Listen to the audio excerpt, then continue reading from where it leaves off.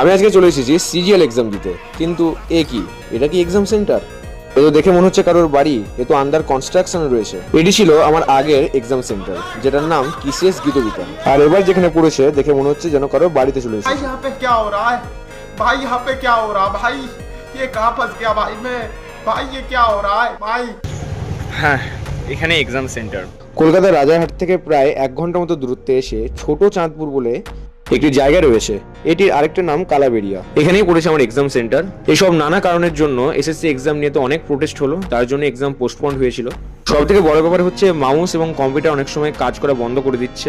এটা আমার রুমে একটা স্টুডেন্টের সঙ্গে হয়েছিল। এগুলো নিয়ে একটু বেশি সতর্ক থাকতে হবে। আর এখানে তো শুরু হয়ে গেছে বিজনেস।